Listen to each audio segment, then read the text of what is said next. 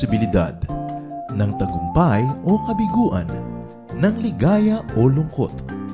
Kaya marapat lamang na tanggapin si Jesus bilang tagapagligtas at Panginoon. At matapos yun ay panariwain ang katapatan at paglapit sa Kanya bawat araw o day by day. Ang day by day ay naglalayong umalalay sa pang-araw-araw na pamumuhay.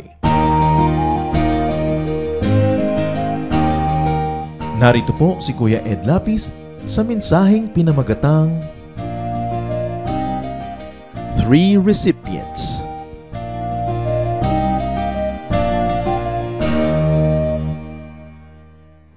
Giving is a very high virtue. Isa ito sa mga katangian na talagang pinagdiriwang sa Biblia, itinuturo at ginagantimpalaan ng Diyos. But responsible giving entails knowing the recipients. Hindi sapat na parang naghahagis ka ng blessing sa hangin at bahala na lang kung sino ang makasalo nun. So giving entails the most knowledge that you could have about your recipient so we could give wisely. Sa atin pong pag-aaral ngayon, sasariwain natin at reviewin how to give wisely, how to know our recipients, and how to be good recipients ourselves. Ang pag-aaral natin pinamagatang 3 recipients. 3 mga tagatanggap. Salamat Panginoon sa kalusugan na aming katawan, sa kakayanan na magtipon-tipon para kayo sambahin. Salamat sa laya na ibigay niyo sa amin para mabigyan namin ng pansin ang pagtitipon-tipon ngayon. Nawa Panginoon ang bawat isa na darating pa, pagpalain niyo. Reward people's faithfulness to be at worship, and may you not only enlighten us spiritually, but also heal our bodies. Improve our health, O God. Touch us physically, emotionally, mentally, spiritually. Dalangin namin na maging kapaki-pakinabang ang pagtitipong ito, hindi lang para sa amin, kundi sa lahat ng mga taong nai-impluwensya namin at nahihipo ang buhay. Descend into our hearts, O God. Cleanse us, empower us. Pasiglahin niyo po ang aming katawan at espiritu, pagliwanagin ang aming isip, at maunawa namin ang mensahe niyo para sa bawat isa sa amin. So we ask you, Father, to be our speaker. Lead us, teach us, and use your servant only as your instrument. Father, we ask you, we thank you, in the name of Jesus, the greatest giver, in the name of Jesus our Lord, our Savior, and our friend. Amen. May 3 recipients na dapat tayong suriin at kilalanin. At malaking hamon po sa atin na suriin din ang ating sarili bilang recipient kung alin tayo sa 3 ito. At kung tayo nagbibigay, masuri natin at mauri yung binibigyan natin. One recipient is the needy. Yung kapos, yung nangangailangan, yung mahina, yung gutom, yung walang kakayanan na tugunan ang kanyang sariling pangangailangan. People whose consumption exceeds their production. Needy yun. Naghahanap buhay pero kulang pa sa sarili niya. Kulang at kulang din. Lalong-lalo naman kung there is no production at all. Because of personal limitations. Halimbawa, edad, kalusugan, o kaya pansamantalang kahinaan na hindi makapaghanap buhay, like those who could not produce what they need because of calamities that befall their lives. Meron silang mga temporary setback at yung mga yan ay kailangang tulungan. Meron din naman needy because of personal negligence. Tamad, halimbawa. Pabaya, palaasa, ayaw magsikap, madaling sumuko, ayaw na nahihirapan. Proverbs 6:10-11, sleep a little, doze a little, fold your hands and twiddle your thumbs. Suddenly, everything is gone, as though it had been taken by an armed robber. Sabi, sige, magpahalo-halo, kip-kip ka, magpaantok-antok, magpa-relax-relax, at bigla mo nalang makikita naghirap ka, daig mo pa ang nanakawan o na-hold up. Dahil wala kang makain, wala kang magastos, wala kang maitugon sa iyong mga pangangailangan. How do you give to these types of people? Give some to the needy. Konti lang. Matthew 6:11, give us our food for today. Sabi, give us today our daily bread. Yung pangangailangan lang na yun. Dahil, bagamat nangangailangan at kailangan bigyan, hindi dapat makonsente ang mga tao na laging nangangailangan at laging binibigyan. So, ang binibigay mo, konti lang. John 6:26 up to 66 actually. Jesus answered, I tell you for certain that you are not looking for me because you saw the miracles, but because you ate all the food you wanted.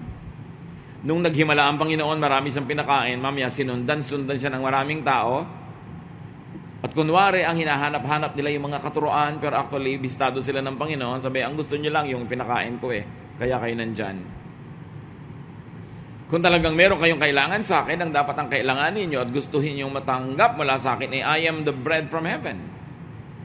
Eat the spiritual food I give you. Eat my flesh, drink my blood. Meaning, absorb what I teach you until it becomes a part of you. Huwag nyo lang hanapin yung material benefit that you get from my presence, but get the spiritual one. Hindi naman yung gusto ng mga tao kasi ang gusto talaga nila to give because they want and they need bread. So sa verse 66, because of what Jesus said, many of His disciples turned their backs on Him and stopped following Him. Nung panahon pa lang ni Jesus, meron na mga tagasunod na biglang humihinto sa pagsunod pag naisip nila na hindi naman sila makakabenepisyo sa paraang gusto nilang mag-benefit. In fact, people choose the way they want to benefit from God, from Jesus, or from their Christian leaders. And if their selfish interests are no longer served by following, they will stop following.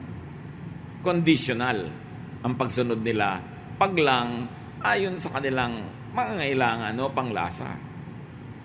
When you give to the needy, and I want you to think of people that you give to right now, that's consumption. He will consume it all for himself. So sabi nga natin, konti lang, uubusin lang niya yan. All throughout the Bible, we see teachings that encourage production, not just consumption. That we must produce excess wealth, that we should produce more than what we need. So hindi mo inuubos sa kabibigay sa mga taong walang gagawin, kundi kainin lang ang ibinibigay mo. Mapupunta lang yan sa immediate need nila. No? Giving too much might encourage mendicancy, dependence, sloth. People become overly dependent and lazy because hindi mo naman titiisin Kaya maraming mga batugan sa Pilipinas kasi hindi natin tinitiis. Hindi tinitikis. Alam niya, hindi siya matitikis ni ate. Hindi matitikis ni nanay, so hindi bali ng walang hanap buhay pero inom pa ng inom ng beer. Wala namang hanap buhay, biglang may aanak ang kung sino, magkakaanak ngayon, wala namang pambili ng gatas, hindi naman matitiis ni kuya. Nagiging mga consentidor tayo. Give to the needy. That's charity. Only case to case. And not beyond reasonable circumstances that you're already creating a culture of mendicancy. A culture of dependence. And we create leeches. Mga linta na walang iniisip kundi kaninong dugo ang masisipsip ngayong araw na ito. Mga gusto maglasing ng didilihensya ng pambili ng alak nila. So, this is one group. Ihiwalay natin yung talagang needy because of their age, too young or too old, or because of their health, or because of the circumstances that prevent them from being fruitful, though they want to be fruitful. Iba yon. We give to them. Because those people, hindi mo bibigyan yon forever.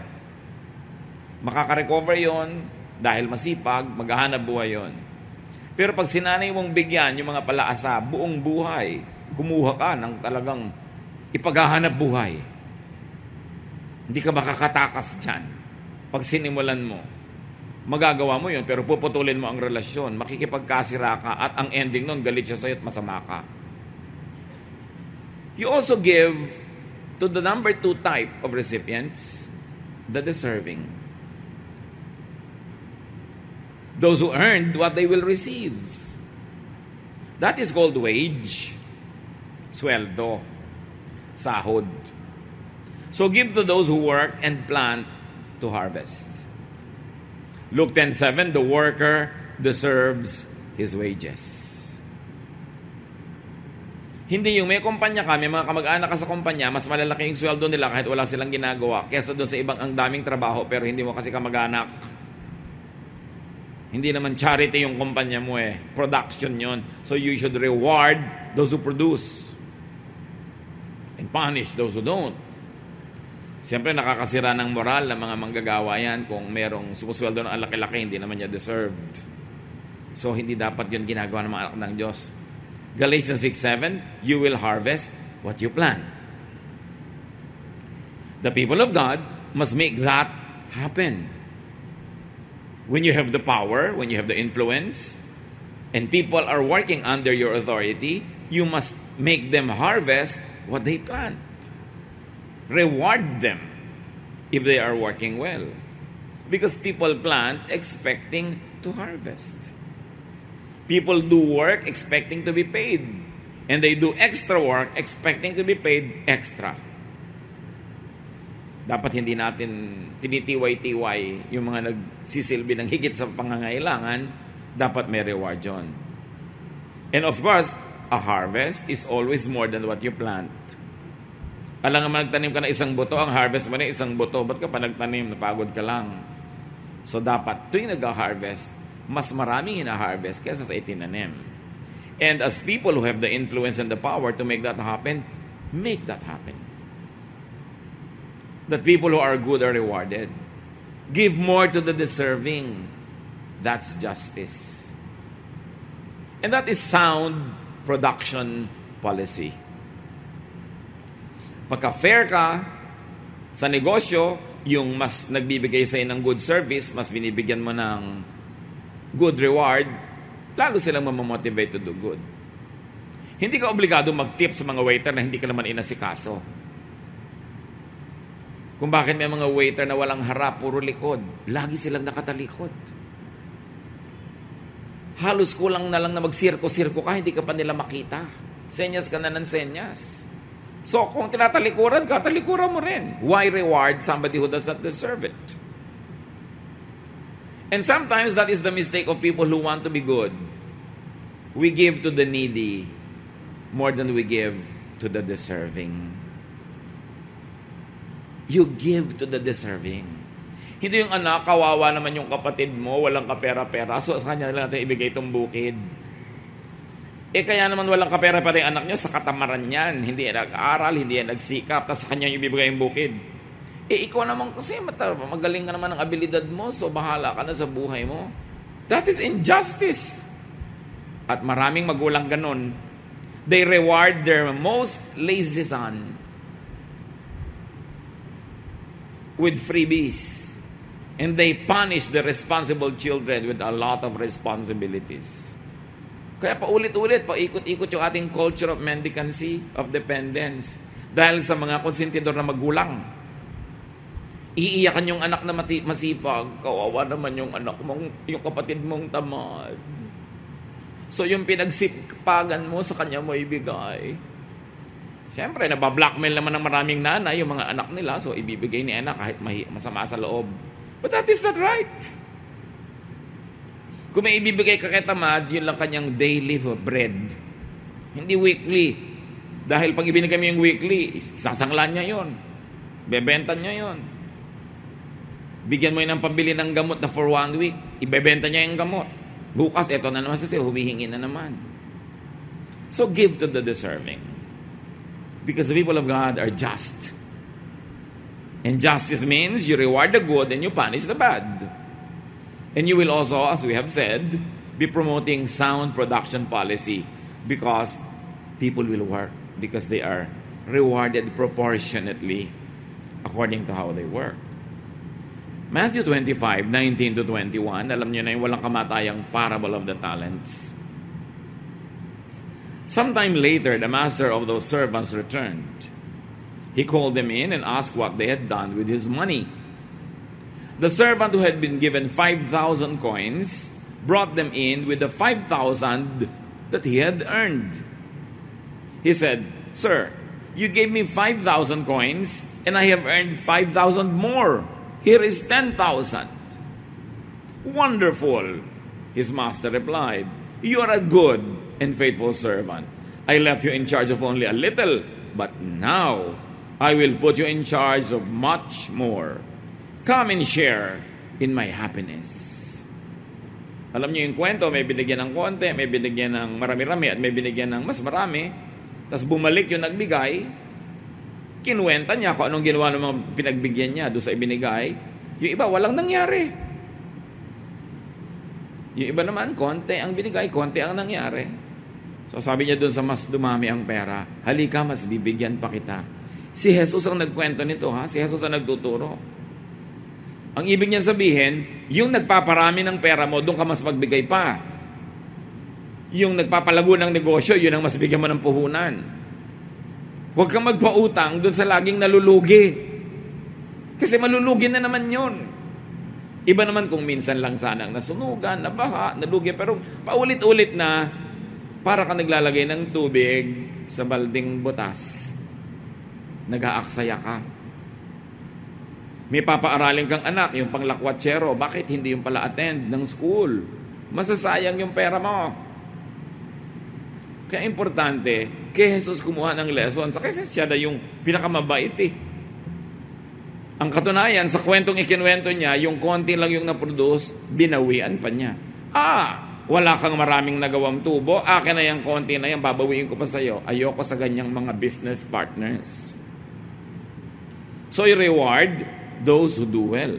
No? Giving to the deserving encourages industry, it rewards work. May mas mataas pang dapat bigyan sa deserving. Another type of recipient is the generous and the giver. The generous person, the giving person. God wants to give to everyone. Pag ang lahat ng tao gusto nyong bigyan, kanya nyo ipagkakatiwala yung gusto nyo ibigay, syempre doon sa giver din. Pag halimbawa, magulang kayo, magtatrabaho abroad, aalis kayo, meron kayong mga anak na gusto nyo, pare-parehong magkaroon ng baon, pare-parehong may kainin, pare-parehong may ma-enjoy. Sino ang paghahawakan niya ng pera? Yung kuripot, yung makasarili, o yung mapagbigay sa mga kapatid niya? Ang gusto ng Diyos na binibigyan ng marami, yung pag ibinigay niya, ipinamimigay din. Hindi naman tayo pinupuri ng Diyos sa dami ng ating naiipon, kundi sa dami ng ating ibinibigay sa tamang paraan. Hindi sa pabulagsak na paraan at hindi sa pagbibigay sa mga batugan. One of God's ways to give to the needy and the deserving is through the generous. When you give to the generous, distribution and multiplication follows. Minsan, I was being consulted by an international person who was hiring people from many countries. Sabi niya, if I had a position open and I'm going to take in somebody from Germany, from America, or from the Philippines, sabi niya, from which country should I get this person who will be paid well?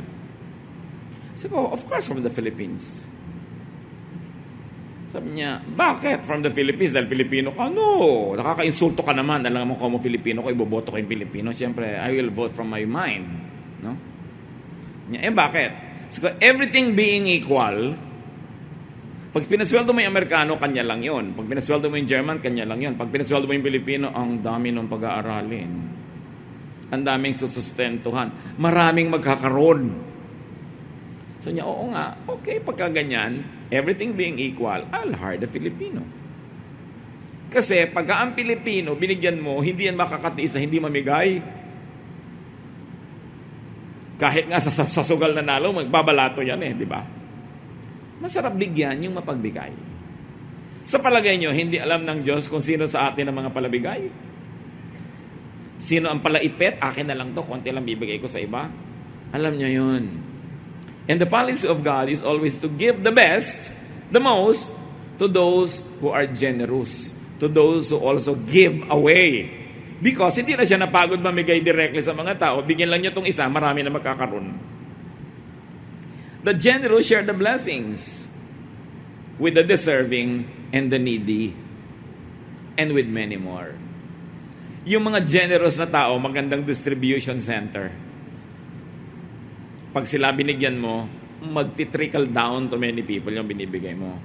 Kaya yung mga tao who are generous with their talents, yung talent nila, sineshare nila sa kapwa, pinapakinabangan. Yung husay nila, training nila, education nila, pinapakinabangan ng marami. Yun ang dapat natin talagang suportahan.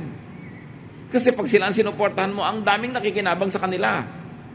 Pero susuportahan mo lang yung hindi naman generous, hindi palabigay, hindi pinapakinabangan ng marami, para ka lang nagsayang ng mga resources. Walang maraming nakinabang. Tingnan nyo, the rich Shunammite woman in the Old Testament gives the prophet meals and lodging. Talagang lalo siyang pinayaman ng Diyos. Sabi niya, nakikita kayong propeta na yan, lagi nandito, pakanin nga natin, ipagpagawa natin ng kwarto dito para pag nandito sa ating bayan, diyan siya matulog. Generous. Hindi nagkaanak yung babaeng yun kasi siya ay baog, no? Pero biniyayaan siya ng Diyos na magkaanak dahil generous siya. Masarap kasing bigyan yung mapagbigay din. Si Cornelius, the Roman officer, in the book of Acts, palabigay sa mahihirap. At kinilala ng Panginoon yung pagiging palabigay niya. Inutusan si Pedro na pumunta kay Cornelius para turuan directly ng salvation. Si Cornelius. Kasi palabigay. Sa palagay niyo ba, yung palabigay kayo, nakakalampas yan sa pansin ng Diyos? At sa palagay niyo kaya kung makunat kayo, hindi rin yan napapansin ng Diyos? So ito, ang kunat-kunat nito, laging ang gusto mag-save. Diba? So, hindi masama mag-save. Pero proportionately lang, hindi lahat. Pansinin ninyo, yung walang inisip kundi magtipid, namatay na lang at lahat, hindi pa rin naman nag-enjoy, at hindi rin yumaman. At kahit yumaman yon, may ibang papapak ng kayamanan niya. Isang bulagsak na anak, isang walang kwentang asawa, o kung nakamatay niya yung kayamanan, isang pamangkin na naunang salakayin ng kayamanan niya nung naghingalo siya. Wala ramang napapala sa buhay yung makukunat Puro pagtitiis, pagtitipid, kwenta ng kwenta, at mamamatay din lang yon tulad nung magastos. Hindi nyo ba napapansin yung mga magastos? Hindi naman nauubusan ang ginagasta. Si Lord kasi, kung economy siya, gusto niya nagsisirculate yung money. Ayaw niyang i-stale yung money, nakatabi lang dyan. Circulate. Because when money circulates, dumadami yung halaga niya. When money changes hands, it increases in value.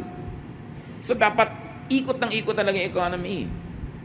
Sabi sa Proverbs 11:25, give a cup of water and you will receive a cup of water in return. Some versions say, he who refreshes others will himself be refreshed. Sabi ni Lord, ito ang hilig magpa-refresh sa iba, ire-refresh natin siya lagi. At sa Luke 6:38, if you give to others, you will be given a full amount in return. It will be packed down, shaken together, and spilling over in your lap. The way you treat others is the way you will be treated. May mga involved in na cultural aspects of measurement. Kasi nung araw, pag bumibili ka ng grain, pag magaling yung pulso na nagsasali ng grain, buhaghag yun. Napuno na yung salop, pero pag siniksik mo, tiniktik mo ganun, bababa pa. Kaya nang sabi ni Lord, pagka magaling ka magbigay, ang ibibigay sa'yo, titiktikin pa, ay meron na namang space, lagyan uli, titiktikin uli, hindi yung basta't parang napuno na, pwede na. Yung mga magbibigas na marunong mandaya, alam niyo sinasabi ko, nung araw lalo na sinasalop ang bigas, sasalokin na ganyan, tapos pinapaulan, yung mga lumalaglag yung mga butil na parang lumilipad-lipad, kasi pag landing nun, may mga spaces in between, puno na agad yung salop. Ang bilis niya magsalin sa supot, kasi pag nagtagal, bababa yung grain. Kaya ang sabi, shaken together. Ang ibibigay sa'yo, hindi ka dinadaya. Puno at umaapaw pa. And over spilling in your lap. Why? Because when people then bought grain, wala naman silang basket, yung mahahabang damit nila, kukuha nila yung laylayan, itataas sila hanggang tuhod, at doon nila sasahurin yung binibili nilang grain. Kaya sabi, it will pour over your lap. Ibig sabihin lang, sobra-sobra ang ibibigay sa'yo pag generous ka. Isang napakatotoong pangako na mapapatunayan mo lang kung generous ka nga. Pero mo, huy, be wise. Kailangan mag-wise lang tayo. Yun, hindi nila yung kahit kailan mapapatunayan na totoo. Some people are needy because they are not deserving nor generous. Sasabihin ng iba, huy, mahirap na nga tayo, magbibigay pa tayo. Balik na rin nyo. Baka kaya ka nga naghihirap kasi hindi ka pa nabigay. Dahil sa katatalino mo, kakukuripot mo dahil mahirap ka, yumaman ka ba? Did it work? Or it doesn't work? Siyempre, if the shoe doesn't fit, change it. Kung yung style mo sa buhay, hindi ka naman dinadala sa gusto mong marating, palitan mo yung style. Pagka sobra kang kuripot, wise, lagi kang lamang, makahalata ka na hindi ka naman talaga lumuluwag din. So, marami nananatili silang needy because they are not deserving or they are not generous. So to the needy, and you are needy because of your own fault, they are needy because of their own fault, give a meal. Ilang ibigay nyo? Give us this day our daily bread. Pag may binigyan mo yung tamad, bakit ganito pang ganitong araw lang? Ano ba sabi ng dasal? Diba? Bigyan mo kami na makakain ngayon. Ngayon. Yan lang yan. Huwag ka na mag-antay ng bukas. Pumila ka ulit dyan bukas kung gusto mo. In other words, don't make the lazy feel so secure. They will never work. In fact, buti nga binibigyan ka pa ni Lord ng daily bread. Kung kay Paul ka natapat, wala ka matatanggap. 2 Thessalonians 3:10, sabi niya, we also gave you the rule that if you don't work, you don't eat. Not even a daily meal. Not even the bread for today. Nothing. So, hindi ka naman nagtrabaho Bakit ka kakain? Hindi ka naman nagtatrabaho, gusto mo pang mag-spa. Kapal mo naman. Spa? Spank gusto mo? Diba? Spa? Gusto mo pa magpa-food spa? Hindi mo ikas-kas sa bato yung mga libag mo para matanggal? Scrub ka pa, wala ka namang hanap buhay. At maraming ganon. Hindi pa sapat na kakain na may cheese. Gusto ko may mayonnaise. Gusto pa mainit lagi ang kakainin. Nagagastos pa ng gas sa pagpapainit ng kakainin. Hindi naman kumikita. Mabuti kung sobrang bata, sobrang tanda, o may sakit. Understandable yun. O dinayo siya ng isang dilubyo na hindi naman lagi. Then, kailangan suportahan. Pero habang buhay, no. So, to the needy, give just a meal. To the deserving, give a feast. Ay, ba't ang dami? Deserving ka Diba? Deserving ka. Okay lang yun. And to the generous, give so much blessings that he will have no room to contain it. Yan ang pinakamagandang bigyan, yung generous din. After all, he would really share it anyway.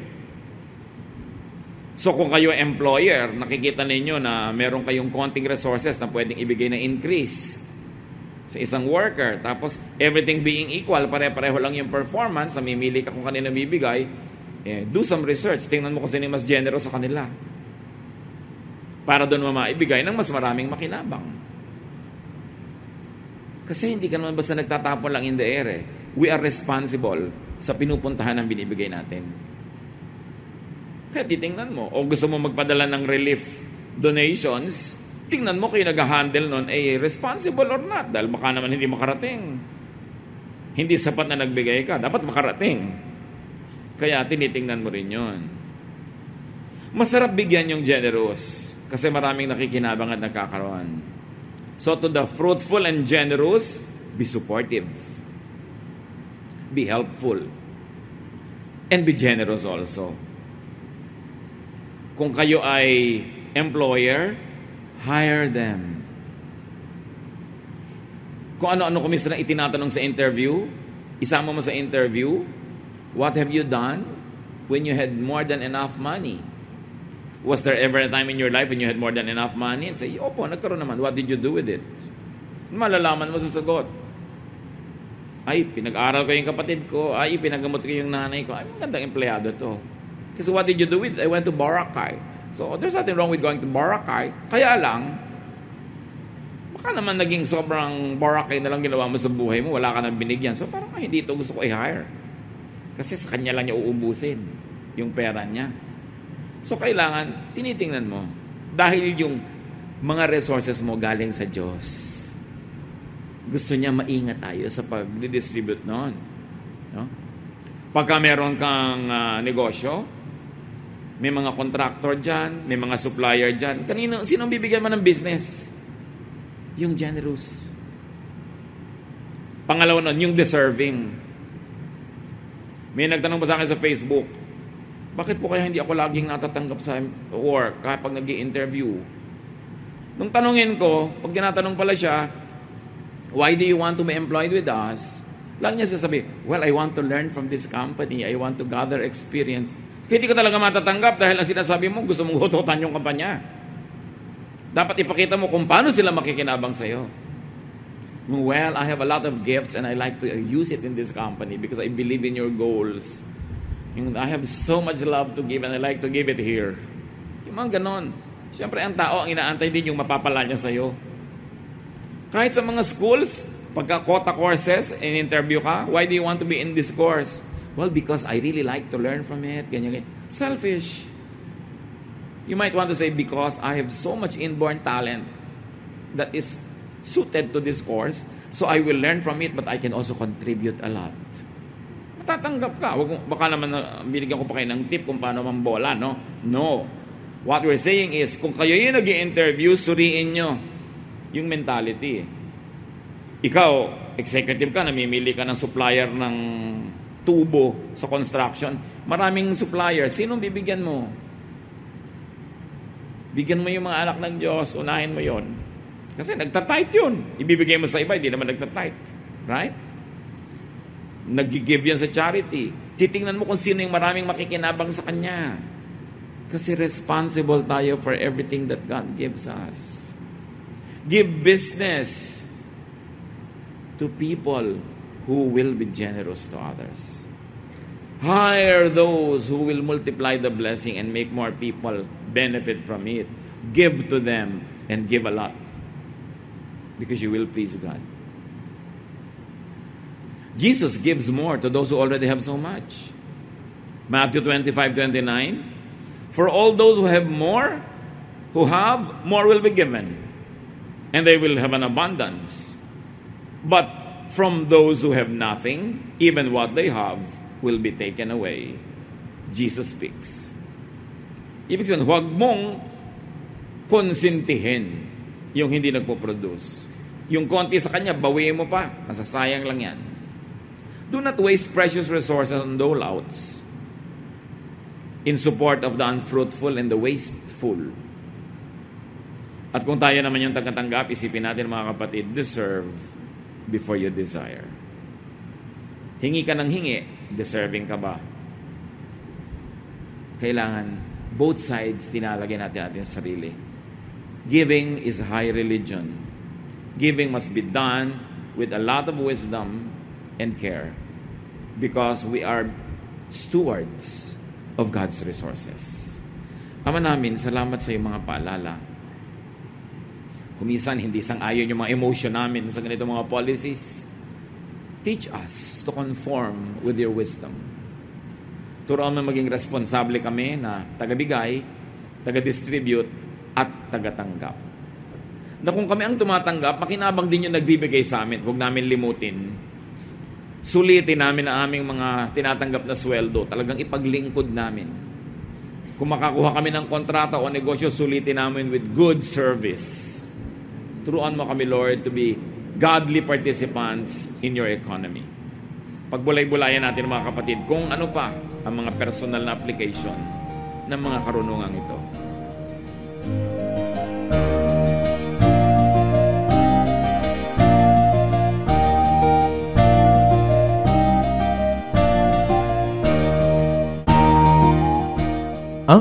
matapos pong mensahe ni Kuya Ed Lapis ay pinamagatang 3 Recipients.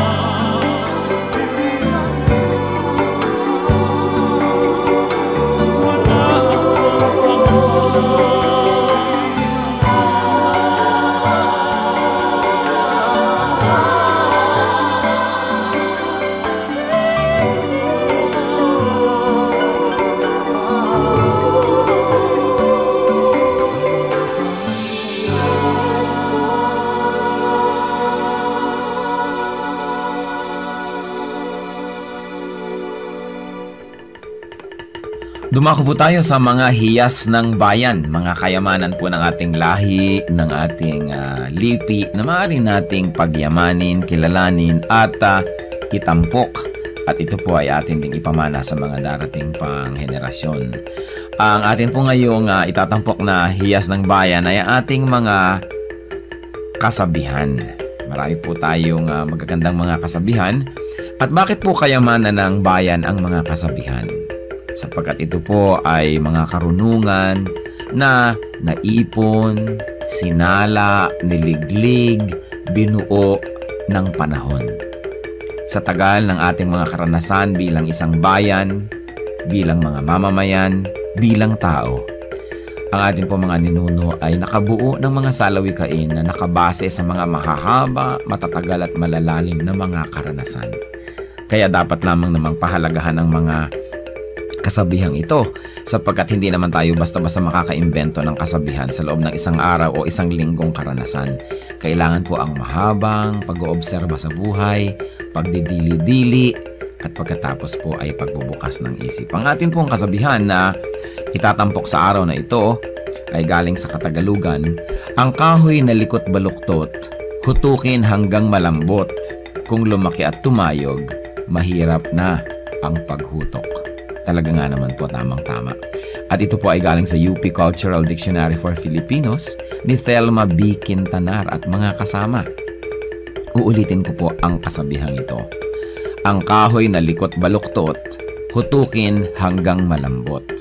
Kung lumaki at tumayog, mahirap na ang paghutok.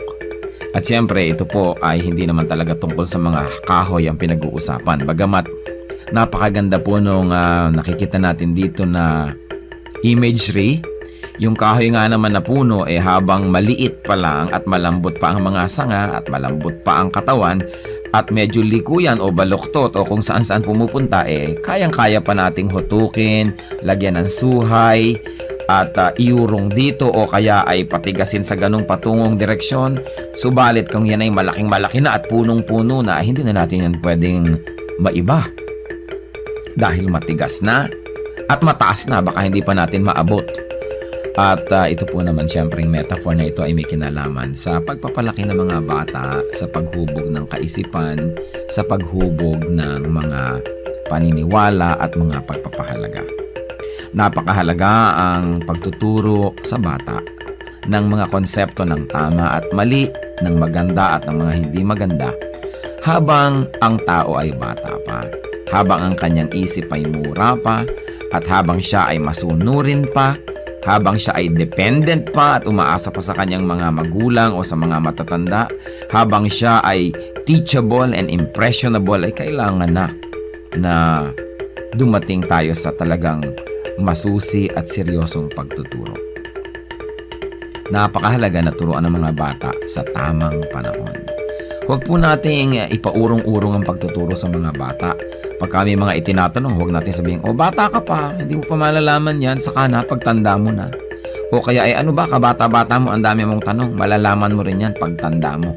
Kailangan po maingat tayo sa pagsagot sa mga tanong, ibigay po natin ang mga sagot na tumpak at tama, at itrato natin ang mga bata na parang matanda kung ating kausap, igalang din natin sila, at bigyan natin ng mga tamang paliwanag. Tandaan po natin ang pagbabantay, ang pagtuturo, ang paghuhutok sa mga mumunting mga bata. Yan po ay magkakaroon ng panghabang buhay na epekto sa kanilang buhay. Kaya isa pong mahalaga na paalala rin sa ating mga magulang, bigyan natin ng oras ang ating mga anak, bigyan natin ng panahon na mahutok yan sa tama, sapagkat kapag malaki na, mahirap na po yan na ibahin pa. Kaya ilapit natin sa Panginoon habang maaga, palakihin natin ang may takot sa Diyos, palakihin natin na kasama ay mga mananampalataya, nadidinig ang salita ng Diyos, mga Kristiyanong awitin, at nang sa gayon, ang batang ito ay lumaking nasa tamang direksyon. Sabi rin po yan sa Bible, train up a child in the way he should go, and when he is old, he will not depart from it. Meron po tayong equivalent niyan sa ating pong kultura, sa ating mga kasabihan. At yan po ang hiyas ng ating bayan ngayon, kasabihang, ang kahoy na likot baluktot, hutukin hanggang malambot, kung lumaki at tumayog, mahirap na ang paghutok.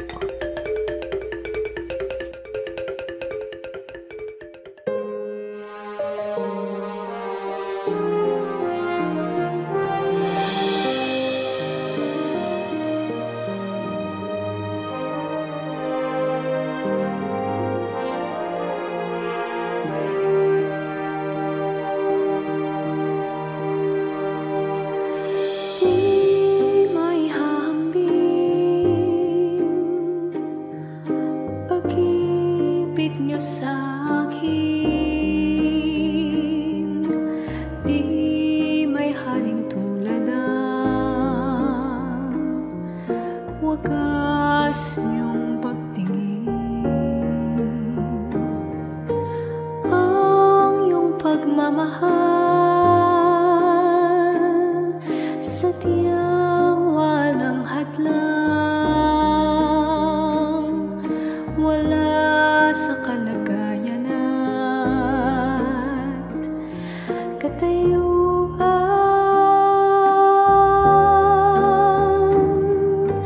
Hawak niyo aking kamay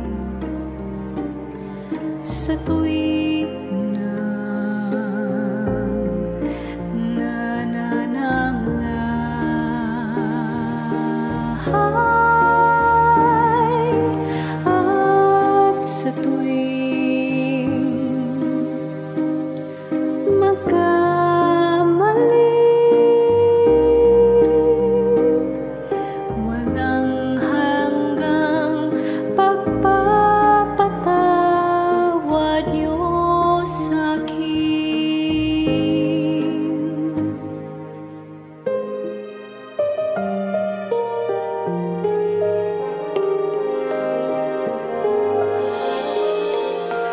Di may hahambing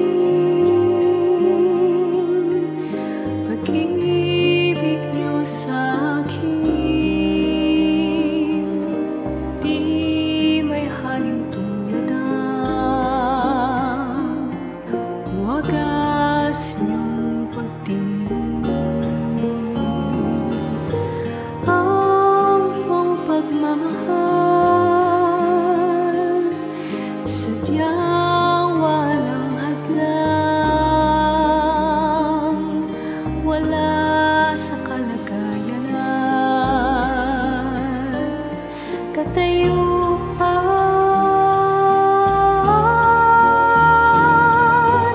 Hawak niyo aking kamay sa tuwing nanananglahay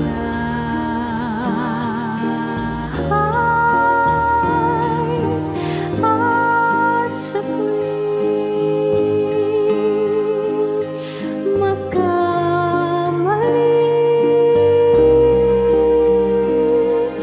walang hanggang pagpapatawad niyo sa'kin, sadyang di mapigil ang kabutihan niyo, kahit tumigil pag-ikot ng mundo. Sa'king kahinaan di magbabago, pag-ibig niyo sa'kin lagi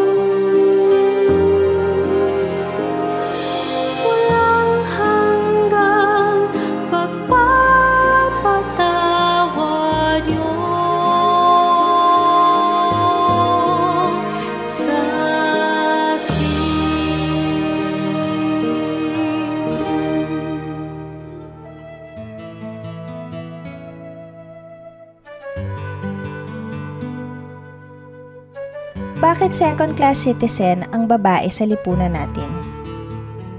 Aba, hindi totoo yan. Ang mga babae nga ay nasa pedestal sa Pilipinas.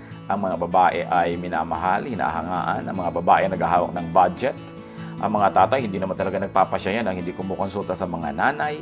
Sa ligawan na lang, alam na alam mong star na star yung babae. Siya ay talagang tinitingala. Hindi siguro totoo na mababa ang pagtingin sa babae ng buong lipunang Pilipino. Merong mangilan-ngilan na mga lalaki na siguro mababa ang pagtingin nila sa babae, pero sila ang problema, hindi yung babae at hindi yung lipunan.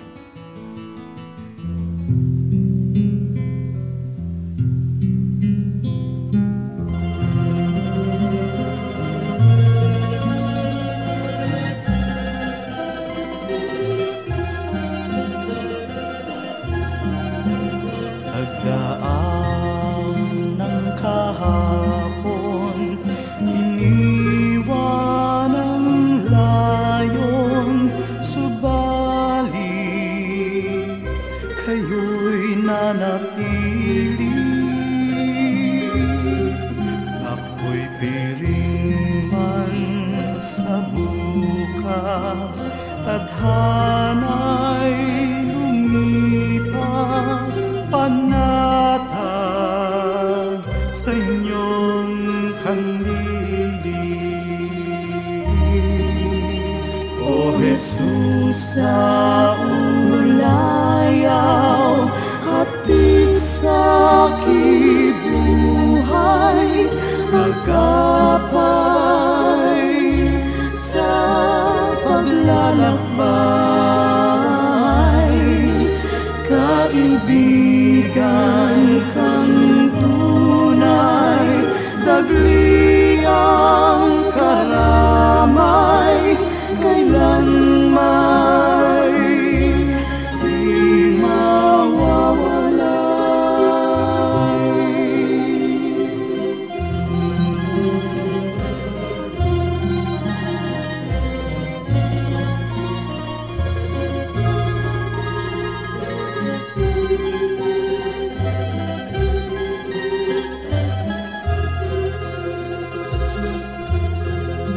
sa tamis ng iyong hiya, masakit at hirap, sadyang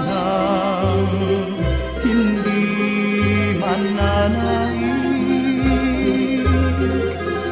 O Jesus, kaulayaw, gawin pang malinaw sa akin ang iyong pag-ibig. O Jesus, sa ulayaw, hatid sa kibuhay, agapay sa paglalakbay, kaibigan kang tunay, dagliang karamay, kailan may di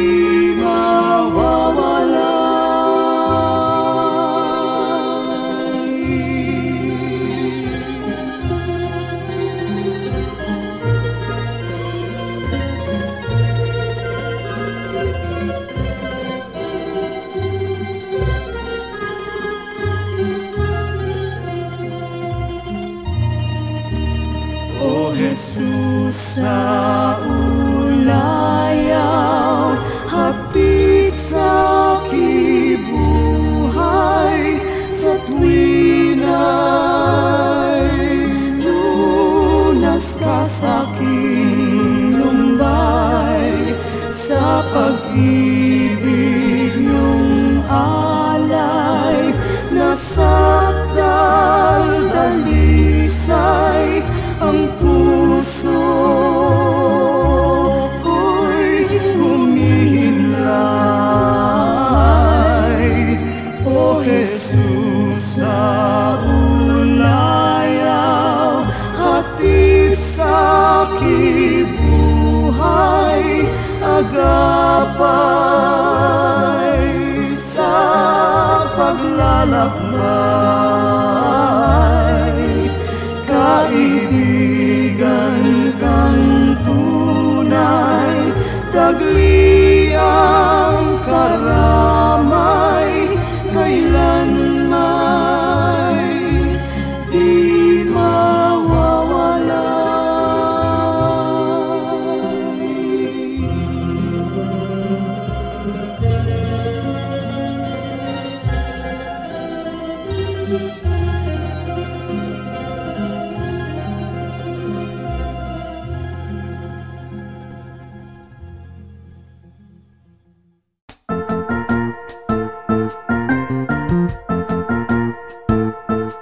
Oras na po para pansamantalang magpaalam ang programang Day by Day.